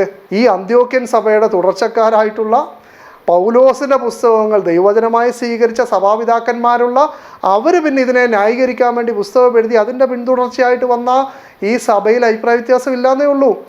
ആദ്യ കാലഘട്ടത്തിൽ അഭിപ്രായ വ്യത്യാസമുണ്ട് എന്ന് നമ്മുടെ അനിൽകുമാർ അയ്യപ്പൻ തന്നെ ജ്ഞാനവാദികളുടെ കാര്യവും മറ്റുള്ളവരെയൊക്കെ കാര്യം ഉദ്ധരിച്ചുകൊണ്ട് അവരുടെ പുസ്തകങ്ങളൊക്കെ വാദമുണ്ടായിരുന്നു എന്ന് പറയുന്നുണ്ട്. ഇങ്ങനെ തന്നെ പത്രോസിൻ്റെ വെളിപ്പാട് എന്ന് പറഞ്ഞ പുസ്തകത്തിൽ, അത് ഈ ന്യൂ ജെറം ബിബ്ലിക്കൽ കമൻട്രിയുടെ 1068 പേജിൽ കാണാം പത്രോസിൻ്റെ വെളിപ്പാട്. അതിൽ നമുക്കിങ്ങനെ കാണാം, this work narrates a visionary experience in which Jesus shows Peter the true docetic events surrounding the crucifixion. The immortal spiritual savior laughs at the futile attempt to kill him, warns Peter of the opposition to Gnostics from church authorities, and establishes him as the foundation of the Gnostic revelation. ഇവിടെ ക്രൂശീകരണം നടക്കുന്ന ആ സംഭവം നടക്കുന്ന സമയത്ത് അവിടെ മഹാനായ യേശു ക്രിസ്തു അവരുടെ പരാജയപ്പെട്ട ശ്രമങ്ങളെ കളിയാക്കിക്കൊണ്ട് ഈ സംഭവത്തിൻ്റെ യഥാർത്ഥ പശ്ചാത്തലം പത്രോസിന് വിവരിച്ചു കൊടുക്കുന്നതായിട്ട് വിവരിക്കുന്ന പുസ്തകങ്ങളുടെ ഒരു ശകലവും ഇവരുടെ ഈ ന്യൂ ജെറം ബിബ്ലിക്കൽ കമൻട്രിയിൽ കൊടുക്കുന്നുണ്ട്. ഇങ്ങനെ പൗലോസ് പറഞ്ഞ മറ്റൊരു യേശു, പുതിയൊരു സുവിശേഷം, ഇത് യഥാർത്ഥ ശിഷ്യന്മാരുടെ ഇടയിൽ പൗലോസ് തന്നെ ഒഴിവാക്കി പറഞ്ഞതാണെങ്കിൽ പോലും ഈ റോമൻ ആക്രമണത്തിൽ യേശുവിൻ്റെ യഥാർത്ഥ സഭ ഛിന്നഭിന്നമായപ്പോൾ ഈ പൗലോസിൻ്റെ പിന്മുറക്കാരായ സഭക്കാരെന്ത് ചെയ്യുന്നു? ഈ സബ് അപ്പോസ്തോലിക കാലഘട്ടത്തിൽ ഈ രണ്ട് സഭകളും ഒന്നാണെന്ന് വരുത്തി തീർക്കുന്നതിന് വേണ്ടി പത്രോസിൻ്റെ പേരിലും പൗലോസിൻ്റെ പേരിലും ഒക്കെ ലേഖനങ്ങളൊക്കെ എഴുതി ഇതിനെയൊക്കെ എല്ലാം കൂടെ ജോയിൻ്റ് ആക്കി ഈ യെരുശലേം സഭയുടെയും അതേപോലെ പൗലോസിൻ്റെ സഭയുടെ ഇടയിൽ ഒരു ബ്രിഡ്ജായി, ഒരു പാലമായി പത്രോസിനെ ചിത്രീകരിച്ച് വെച്ച് ഇതിനെല്ലാം ജോയിൻ്റ് ആക്കി പിന്നീട് ഇതിൻ്റെ പേരിൽ സഭാപിതാക്കന്മാർ ഈ പുസ്തകങ്ങളെയൊക്കെ അംഗീകരിച്ചുകൊണ്ട് നടക്കുന്ന തർക്കങ്ങളും അതിൻ്റെ വളർച്ചയും ഒക്കെയാണ് ക്രൈസ്തവ സഭാചരിത്രം. അത് പിന്നീട് 4-ാം നൂറ്റാണ്ടായപ്പോൾ കോൺസ്റ്റന്റൈൻ ചക്രവർത്തി എന്ന് പറയുന്ന റോമൻ ചക്രവർത്തി ക്രിസ്തുമതം സ്വീകരിക്കുകയും ക്രിസ്തുമതത്തിന് വേണ്ട സംരക്ഷണങ്ങൾ കൊടുക്കുകയും പിന്നെ ക്രിസ്താബ്ദം 380 ആയപ്പോൾ അന്നത്തെ റോമൻ ചക്രവർത്തിയായ തിയോഡേഷ്യസ് ഒന്നാമൻ ഈ ത്രിയേകത്വ ക്രൈസ്തവ വിശ്വാസത്തെ റോമൻ സാമ്രാജ്യത്തിൻ്റെ മതമായി ഔദ്യോഗികമായി പ്രഖ്യാപിക്കുകയും ആ സാമ്രാജ്യത്വ മതത്തിന് വിരുദ്ധമായിട്ടുള്ള മുഴുവൻ ആളുകളെയും അടിച്ചൊതുക്കുകയും അവർ കൂടിയിരുന്ന ഏരിയകൾ മുഴുവൻ പള്ളിയുടെ ഭാഗമാക്കുകയും അവരെഴുതിയിരുന്ന പുസ്തകങ്ങളൊക്കെ കത്തിച്ച് കളയുകയും ചെയ്ത് ഇതൊരു ഏക ശിലാരൂപത്തിൽ ഇന്ന് ക്രിസ്തുമതം എന്ന് പറഞ്ഞാൽ അത് പൗലോസ് പറഞ്ഞ ആ ക്രിസ്തുവാണെന്നും ആ സബ് അപ്പോസ്റ്റോളിക് പീരീഡിൽ സഭ ശിഷ്യന്മാരുടെ പേരിൽ എഴുതിയതൊക്കെ ദൈവവചനമാണെന്നും എന്ന രൂപത്തിൽ ലോകത്ത് പ്രചരിപ്പിക്കുന്ന സമയത്താണ് പരിശുദ്ധ ഖുർആനിൽ വന്നിട്ട് യേശുവിൻ്റെ കുരിശുമരണം നടന്നിട്ടില്ല എന്ന് പറയുന്നത്. ഇതൊരു സംഭവത്തെ നിഷേധിക്കുക മാത്രമല്ല, നേരെ മറിച്ച് പൗലോസിൻ്റെ പ്രധാന ഉപദേശം എന്ന് പറയുന്നത് ഞങ്ങളോ ക്രൂശിക്കപ്പെട്ട ക്രിസ്തുവിനെ പ്രസംഗിക്കുന്നു. യേശു ക്രൂശിക്കപ്പെട്ടില്ലെങ്കിൽ ഞങ്ങളുടെ സുവിശേഷം വ്യർത്ഥമത്രേ. കാരണം യേശുവിൻ്റെ ക്രൂശ് മരണത്തെ ബേസ് ചെയ്തിട്ടാണ് ബാക്കി എല്ലാത്തിനെയും നിയമങ്ങളെ മുഴുവൻ നള്ളിഫൈ ചെയ്യുന്നത്. അതുകൊണ്ടാണ് തൻ്റെ സഭയായിരുന്ന ഗലാത്യയിലെ ജനങ്ങൾ മറ്റൊരു വിശ്വാസത്തിലേക്ക് പോകുന്നത് കണ്ടപ്പോൾ പൗലോസ് അവിടെ ചോദിക്കുന്നത്, ഹേ ബുദ്ധിയില്ലാത്ത ഗലാത്യരെ, യേശു ക്രിസ്തു ക്രൂശിക്കപ്പെട്ടവനായി നിങ്ങളുടെ മുമ്പിൽ വരച്ചു കാട്ടിയിരിക്കെ നിങ്ങളെ ക്ഷുദ്രം ചെയ്ത് നിങ്ങളെ സിഹർ ചെയ്ത് മയക്കിയതാർ? നിങ്ങളെന്താണ് ഈ കുരിശുമരണത്തെ ഫോക്കസ് ചെയ്യാതെ നിങ്ങൾ പോകുന്നത്? അതിനെയല്ലേ ഞാൻ വലിയൊരു കാര്യമായി ചിത്രീകരിച്ച് നിങ്ങളുടെ മുമ്പിൽ വെച്ചത് എന്ന് ഗലാത്യരോട് ചോദിക്കുന്നത്. കാരണം ഗലാത്യർ വീണ്ടും നിയമം അനുസരിക്കാനാണ് പോകുന്നതെങ്കിൽ യേശു കുരിശിൽ മരിച്ചാലും മരിച്ചില്ലെങ്കിലും അതൊരു ഇൻസിഡൻറ്റ് മാത്രമാണ്. സുഭാഷ് ചന്ദ്രബോസ് പ്ലെയിൻ ആക്സിഡൻറ്റിൽ മരിച്ചോ അതല്ല രക്ഷപ്പെട്ടോ എന്ന് പറയുന്നത് ഇന്ത്യൻ സ്വാതന്ത്ര്യവുമായിട്ട് യാതൊരു ബന്ധവുമില്ലാത്തതുപോലെ മനുഷ്യരുടെ രക്ഷയുമായി തോറയ്ക്കാണ് ആ കാലഘട്ടത്തിൽ ബന്ധമെങ്കിൽ യേശു മരിച്ചോ മരിച്ചില്ലയോ എന്നുള്ളതൊരു പ്രധാനപ്പെട്ട വിഷയമേ അല്ല. ഇനി മനുഷ്യരുടെ രക്ഷയ്ക്ക് യേശുവിൻ്റെ മരണം ഉതകുന്നില്ലെങ്കിൽ യേശുവിൻ്റെ മരണം മരത്തിൽ തൂക്കിയാണ് എന്ന് പറയുക വഴി ആകെ സംഭവിക്കുന്നത് ജൂതൻ്റെ ആഗ്രഹം പോലെ യേശു മരത്തിൽ തൂക്കപ്പെടുന്നവനെന്ന നിയമപ്രകാരം യേശു ശപിക്കപ്പെട്ടവനായി. എന്നാൽ യഹൂദന്മാരുടെ ഈ പരിശ്രമങ്ങളെ അള്ളാഹു പരാജയപ്പെടുത്തിക്കൊണ്ട് മഹാനായ ഈസാ അലൈഹി ഇസ്ലാമിനെ, യേശു ക്രിസ്തുവിനെ, മറിയത്തിൻ്റെ മകനെ അത്ഭുതകരമായി രക്ഷിച്ചു എന്നാണ് ഞങ്ങൾ മനസ്സിലാക്കുന്നത്. അതുകൊണ്ട് തന്നെ ചരിത്ര വിദ്യാർത്ഥിയായിട്ടുള്ള രാഹുൽ ഈശ്വർ അദ്ദേഹത്തിന് കിട്ടുന്ന രേഖകളുടെ അടിസ്ഥാനത്തിൽ അദ്ദേഹം നോക്കുമ്പോൾ ഇതൊരു യൂണിവേഴ്സലി അക്സെപ്റ്റഡ് ആയിട്ടുള്ളൊരു കാര്യമായിട്ടാണ് കാണുന്നത്. റോമൻ രേഖകളുണ്ട്, ജൂത രേഖകളുണ്ട്, ക്രൈസ്തവ രേഖകളുണ്ട്, സഭാ ചരിത്രങ്ങളിലുണ്ട്. ഇതിൻ്റെ അടിസ്ഥാനത്തിൽ യേശുക്രിസ്തു ക്രൂശിക്കപ്പെട്ടു എന്ന് എല്ലാവരും അംഗീകരിക്കുന്ന സമയത്ത് യേശുക്രിസ്തു ക്രൂശിക്കപ്പെട്ടു എന്ന് തന്നെയായിരിക്കും അദ്ദേഹം ചിന്തിക്കുക. എന്നാൽ അതിനോടൊപ്പം തന്നെ നമ്മൾ ഈ പറഞ്ഞ പൗലോസിൻ്റെ യഥാർത്ഥ മൂവ്മെൻറ്റ് എന്നുണ്ടായിരുന്നത് സിറിയയിൽ അന്ത്യോഖ്യയിലായിരുന്നു. അത് യഥാർത്ഥ യേശുശിഷ്യന്മാരോട് ബന്ധമുണ്ടായിരുന്നില്ല. യേശുശിഷ്യന്മാർ പ്രവർത്തിച്ചത് യെരുശലേമിലായിരുന്നു. അവസാനം പോലും അവർ തമ്മിൽ യോജിച്ചല്ല പോയിരുന്നത് എന്ന് മനസ്സിലാക്കിയതിന് ശേഷം സഭയുടെ ഇടപെടലായി സബ് അപ്പോസ്തോലിക് പീരീഡിൽ ഈ പറയപ്പെടുന്ന രണ്ട് സഭയെ ഒന്നിച്ചു ചേർക്കാൻ വേണ്ടി അവർ തന്നെ പുസ്തകങ്ങൾ എഴുതി ഇതിനെ ജോയിൻ്റ് ആക്കിയതും പിന്നീട് ആ പുസ്തകങ്ങൾ അടിസ്ഥാനമാക്കി ചർച്ച് ഫാദേഴ്സ് 2-ാം നൂറ്റാണ്ടിൽ തർക്കവിതർക്കങ്ങൾ നടത്തുകയും പിന്നീട് അത് 4-ാം നൂറ്റാണ്ടായപ്പോൾ റോമൻ സാമ്രാജ്യത്തിൻ്റെ മതമായി ബാക്കി ആശയങ്ങളൊക്കെ വെട്ടി ഇല്ലാതാക്കി സപ്രസ് ചെയ്ത് ഇത് സ്ഥാപിച്ചെടുക്കുകയാണ് ചെയ്തത് എന്ന് മനസ്സിലാക്കുമ്പോൾ ഈ വിഷയത്തെക്കുറിച്ച് അദ്ദേഹം വീണ്ടും ഒരു പഠനത്തിന് തയ്യാറാവുമെന്നാണ് നമ്മൾ പ്രതീക്ഷിക്കുന്നത്. അതോടൊപ്പം തന്നെ ഈ ചരിത്രങ്ങളൊന്നും അറിയാത്ത അനിൽകുമാർ അയ്യപ്പൻ 2-ാം നൂറ്റാണ്ടിൽ തന്നെ സഭ ശപിച്ചു ബാക്കി എല്ലാത്തിനെയും പുറത്താക്കി എന്ന് പറയുമ്പോൾ 1-ാം നൂറ്റാണ്ടിൽ തന്നെ തൻ്റെ സഭയ്ക്ക് സംഭവിച്ച ക്ഷീണം കൃത്യമായി പഠിക്കുകയാണെങ്കിൽ ഈ തെറ്റിദ്ധാരണയൊക്കെ നീങ്ങും.